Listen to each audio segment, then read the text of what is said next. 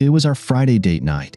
We try to do this at least once a week, and I think we're managing to keep up with that average. We were at one of our favorite places, a Mexican bar restaurant. They had a really beautiful open courtyard, and the weather was perfect, cool but not cold, with a slight breeze. We struck up a conversation with the guy at the next table. It was just one of those things that happen. He was alone but seemed pretty friendly. He said his name was John. We chatted with him about our future plans and how, once we save enough, we'll be able to make a down payment on a house. If everything continues as it is now, in about a year or so, we'll have enough money. That was stage 1 of the plan. Stage 2 is building equity. Stage 3 is the big house. Stage 4 is kids. We were young, and we had time. We means me, Jack Andrews, and my wife, Jill. Save your jokes. We've heard them all. We even have an entire shelf in our apartment dedicated to Jack and Jill-themed souvenirs from well-meaning friends and family members. We got married 2 years ago and have been living in marital bliss ever since. All we had at the moment was our one-bedroom love nest, but it was ours. We didn't have the newest cars, but they were reliable and, more importantly, paid off. We didn't have the biggest TV, but it worked well enough for us. Our furniture wasn't the newest or the fanciest, but it was clean and well made. I had just made a comment along the lines of, "So, if everything goes well, we should be able to start putting buns in the oven in about 5 years or so." John responded, "Maybe I can help speed up that timeline." How's that? A few years ago, I got really lucky in business. I'm in a position to offer you a very good deal. And what kind of deal would that be? Before I answer that, Google me. John Albright. That should confirm my credentials. Jill took out her phone and looked him up. You have your own Wikipedia page. Holy crap. It says your net worth is... That's probably outdated. I'm currently close to $10 billion. Okay, so, what's the deal? Even though we just met, I like you guys, and I want to help you. So, I'm going to give you $1 million. That's after taxes, so the actual amount will be $1.4 million. But there's something I want in return. I waited for the other shoe to drop. I want Jill for the weekend. I was stunned. What? Are you serious? I looked at Jill. I can only assume that the expression of shocked disbelief on her face mirrored my own.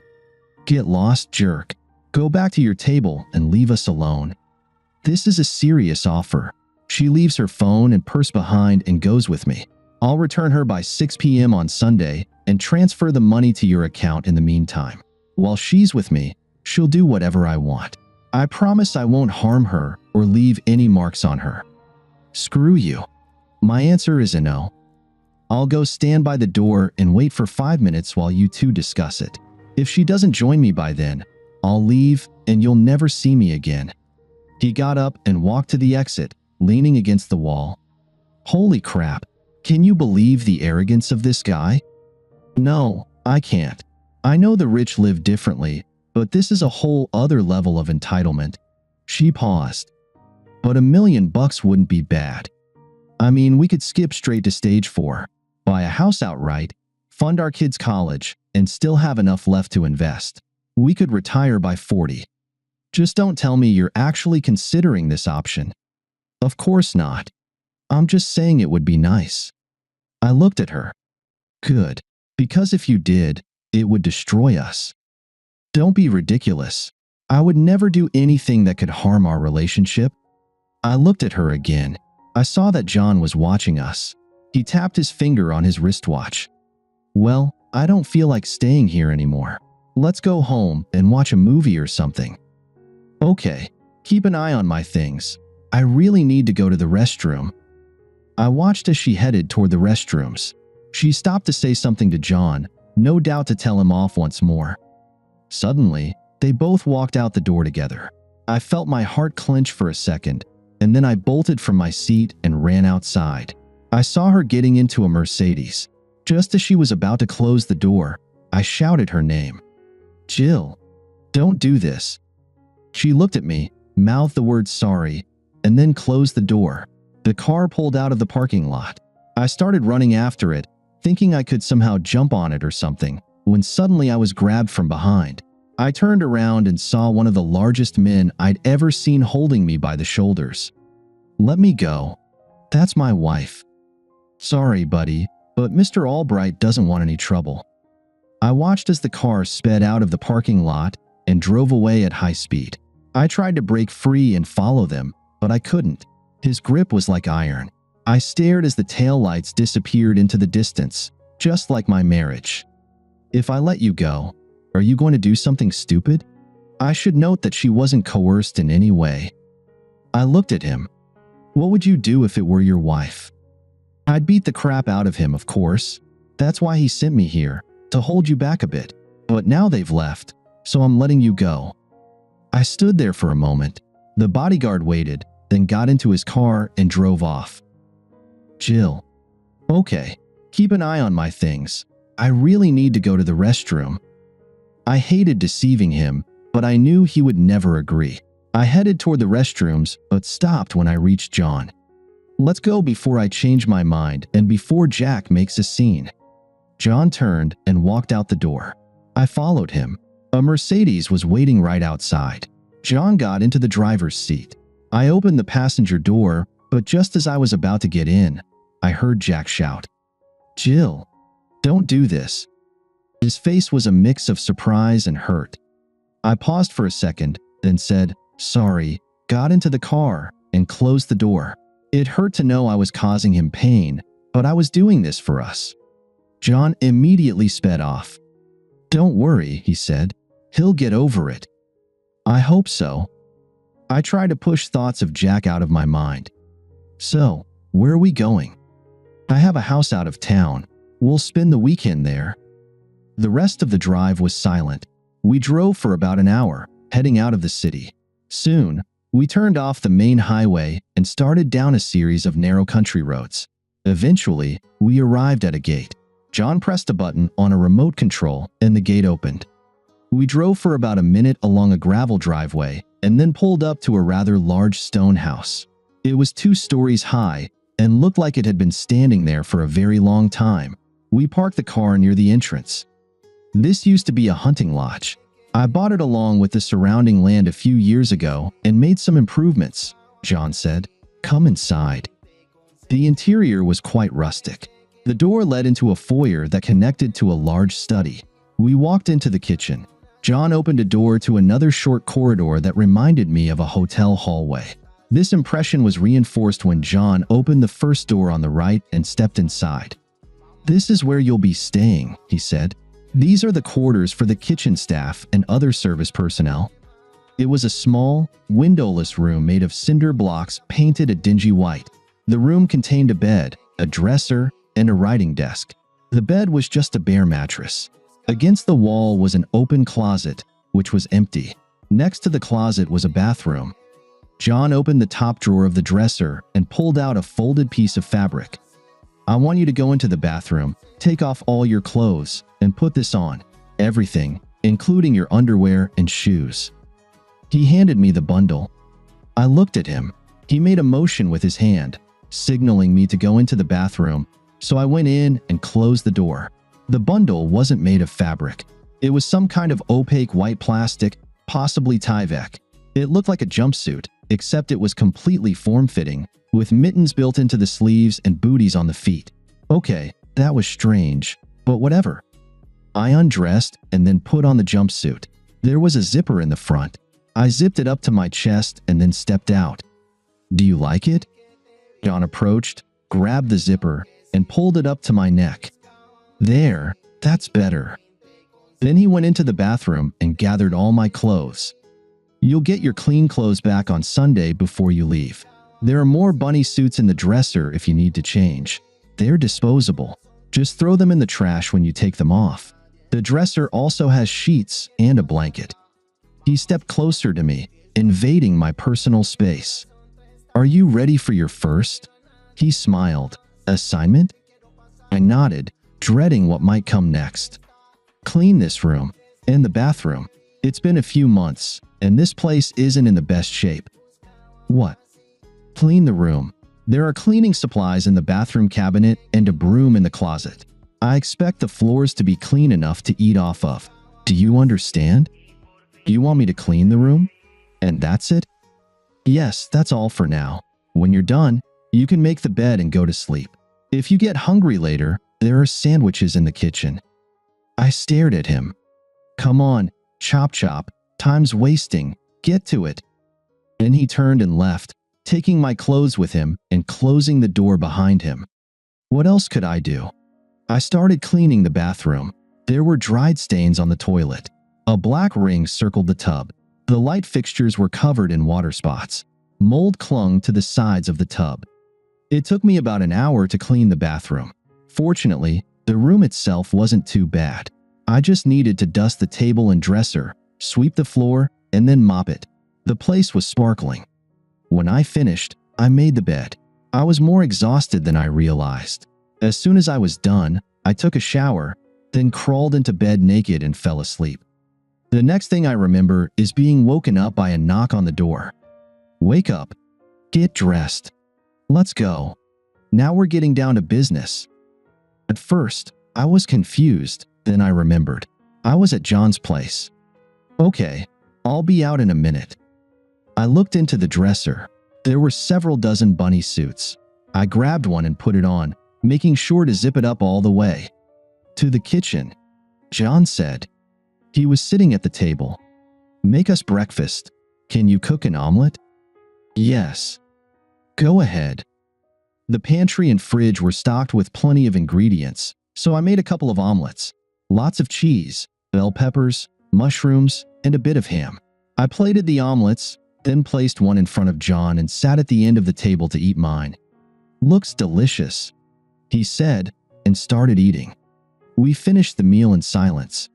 When he was done, he said, clean up here. When you're finished, join me outside. And then he left. To say I was puzzled would be an understatement.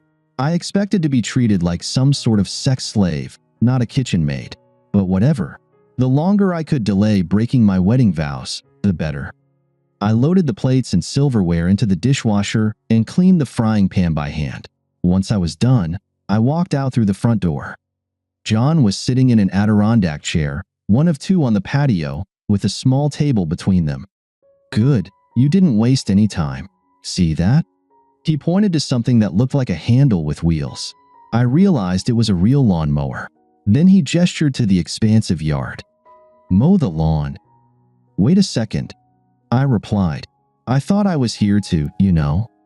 You agreed to do whatever I wanted in exchange for a rather generous compensation. What I want you to do right now is mow the lawn. If you don't want to stick to our agreement, you can leave at any time and forfeit the compensation. The gate is that way. He pointed to the driveway. Either you mow the lawn or you leave. Your choice. I glared at him. I had mowed lawns before, but always with a power mower. I grabbed the mower, moved it onto the grass, and started mowing. The lawn must have been at least half an acre, maybe more. Fortunately, it wasn't too overgrown. I pushed that thing all the way to the far edge, then turned back.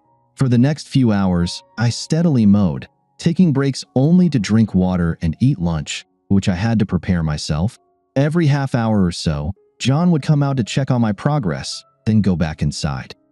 By the time the sun began to set, I was hot, sweaty, and tired, but I had finished the job. The bunny suit felt like a portable sauna. I had unzipped it down to my navel a long time ago. I wheeled the lawnmower back to the front door, where John was waiting. Good job. Go take a shower and change into a new bunny suit. When you're done, head to the kitchen and make dinner. There are steaks in the fridge. I like mine medium. He started to head back inside, then stopped. Oh, and zip up. You look indecent.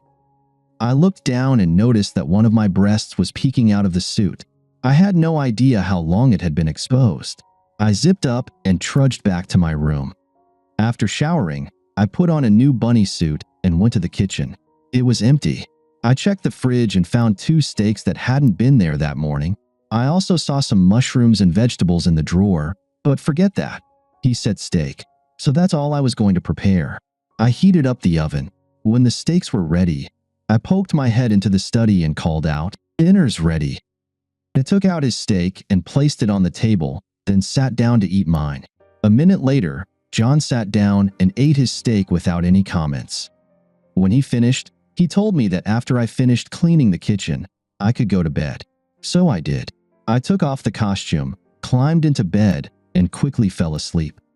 The next morning, I was awakened again by a knock on the door. "Get up and get to work.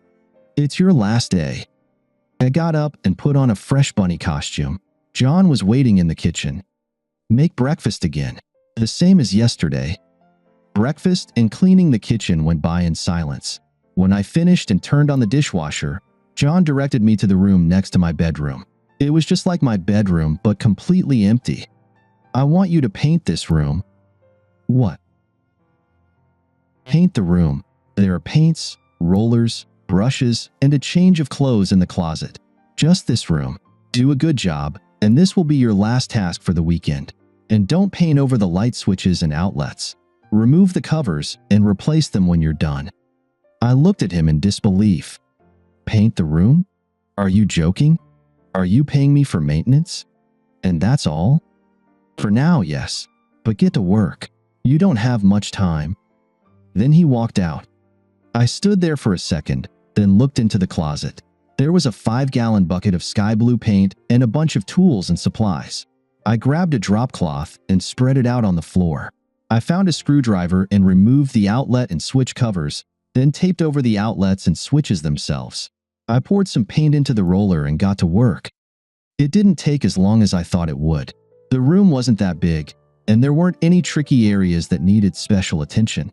When I finished, I put the outlet covers back on, folded up the drop cloth, and returned all the supplies to the closet. He said it was my last task, so I went to the next room and took a shower. When I finished, I found that my clothes had been cleaned and laid out on the bed. I got dressed and went to look for John. He was in the study. "Ah, there you are. I assume you finished painting?" "Yes. You said that was my last task?" "That's right. Are you ready to go back to your husband now? You should know that he was very upset when you left." "I know. I'll make it up to him." I felt a sudden surge of guilt. My dear husband didn't deserve what I did to him that night. He's probably going crazy, imagining all sorts of things. My guilt intensified when I realized that this was the first time I had thought about him all weekend. The car should be here by now. He walked out the front door, and I followed him. As we stood there, a Mercedes pulled up. The bodyguard from the restaurant was driving. "Hop in. He'll take you home. The money will be in your account by the time you get there." I opened the door, but before getting in, I turned to him and asked, "So what was the deal with all these tasks? I thought you wanted a sex slave or something like that." "Don't be ridiculous. You're an average, fairly attractive woman, but with a snap of my fingers, I could get women far out of your league, and for much less than $1 million. This was more of a social experiment. Could I make an average married woman leave with me right in front of her husband? How long would it take?" I looked at him in disbelief. Without replying, I got into the car and closed the door. The bodyguard drove me home in silence. Not a word was spoken. When we arrived at the apartment, I got out of the car. He drove away. I walked up to the door and unlocked it. I was relieved that my key still worked. "Jack? Honey? I'm back. Where are you?" "Jack." I looked at the bodyguard. "What would you do if it were your wife?" "I'd beat the crap out of him, of course. That's why he sent me here, to hold you back for a bit. But now they're gone, so I'm letting you go." I stood there for a second. The bodyguard waited for me to do something, then got into his car and drove off. "Hey, Jack. If you're leaving, you need to pay your bill first." It was Mike, the restaurant manager. Over the time we'd been coming here, we had gotten to know many of the staff. "Damn it. Didn't you see what just happened? My wife just left me. And you're worried about the bill? Wow. Don't worry about it. I'll take care of it. I'm sorry. I never would have thought she'd do something like that." "Yeah, neither did I." Mike handed me her purse. She left this on the table.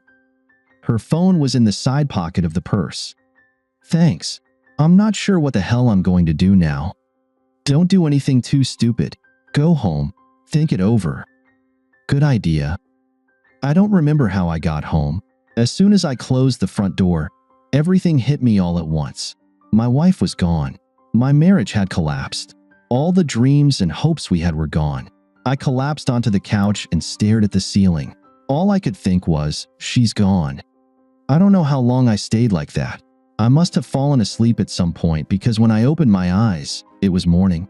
At first, I was confused about why I was on the couch, but then the memories came flooding back. The despair hit me again, just as hard. Then something else hit, anger. How dare she do this to us? She threw everything we had away for money. I pushed the anger down and buried the despair deep inside. Act now, hurt later. After this, there's no way we can stay together.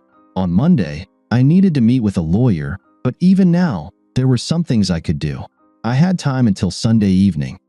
First, finances. I paid off our joint credit card and then canceled it. Next, the bank. I opened a new account in my name, transferring half of the savings account into it, minus $2,000. I took that $2,000 in cash because I would need it. I also transferred half of the checking account. Second, I needed a new place to live. I called my friend Pete. Pete had a lot of friends because he had a pickup truck. People always turned to him for help with moving. I told him what had happened. She did what? Left? Just because some rich jerk waved a bunch of money in front of her? Damn, that's cold. I can't believe she could do that. Believe me, I'm still in shock. I need to find a place to stay and get my stuff out of the apartment before she comes back on Sunday.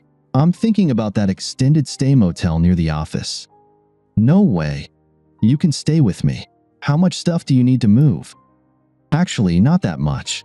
Clothes, a few books, and some other things. I don't care about the furniture. All right, pack up.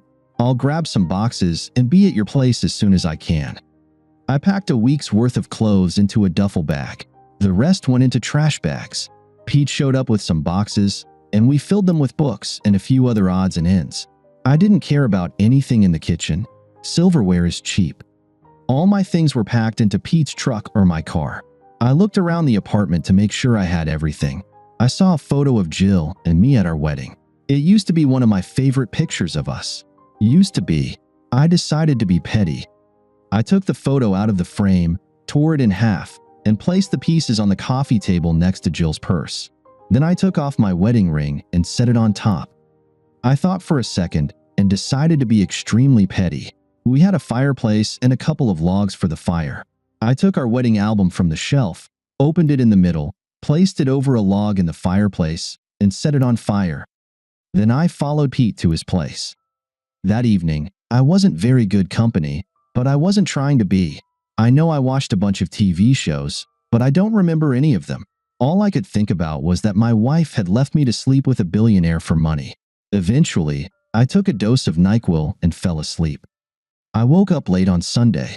Physically, I felt better, but emotionally, I was a wreck. Pete kept trying to engage me in conversation, but I just wasn't feeling it. I thought about drinking, but I knew it wouldn't solve anything. Eventually, my phone rang. I saw that it was Jill calling, and I sent it to voicemail. I didn't want to talk to her at all. Then she sent me a message. I'm back. Please call me. We need to talk. Nothing happened. Nothing. Yeah, right. And even if that were true, it didn't matter. She left me, willing to do anything. Then I remembered something. I turned on my laptop. Jill. He wasn't in the living room. I went to the bedroom. He wasn't there either. Then I saw the open closet. His things were gone. No. He left. I ran back to the living room and searched for a note or something else. Then I saw the coffee table and collapsed onto the couch. There was our wedding photo, torn in half, with Jack's wedding ring on top. I don't know how long I sat there like that. It could have been a minute or maybe an hour. Then I realized I had to find Jack. I had to tell him that nothing happened. I grabbed my phone and called him. The call went straight to voicemail. I left a message. Jack, honey, where are you? Please call me. We need to talk. I love you. Then I sent him a message. I'm back. Please call me. We need to talk. Nothing happened. Nothing. I looked around the room. Some of the bookshelves were empty. He took his books. He moved out.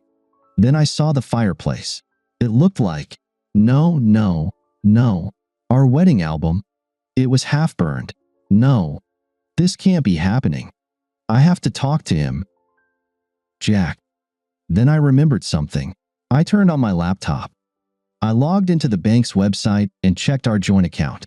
A new deposit of $1.4 million had been made into the savings account. I transferred $700,000 into my new account and logged out. If my marriage was ruined over money, I'd get my half. They looked at each other across the conference table in the lawyer's office. The attorneys had just stepped out, leaving them to talk alone. Jill, you said you'd sign the divorce papers if I talked to you. Here I am. Talk. This was the first time they had spoken to each other since that night at the restaurant. Jack, I don't want a divorce. Nothing happened.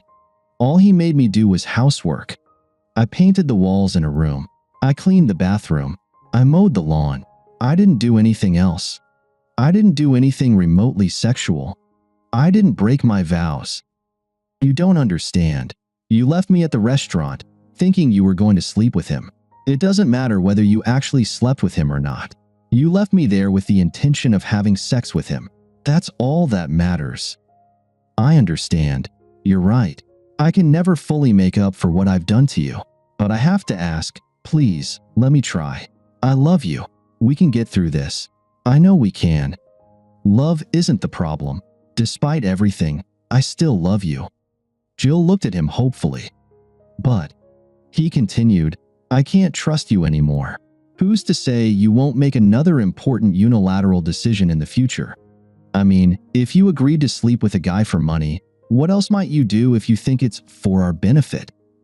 I'm sorry, Jill, but I can't get past this. Please, sign the papers. It's a 50-50th split. I took everything I wanted from the apartment and have already taken half of the money. Sign them, and we're done. With that, Jack stood up and walked out. Jill sat silently for a while. Then she grabbed a pen and signed the papers in front of her. Thank you for listening until the end.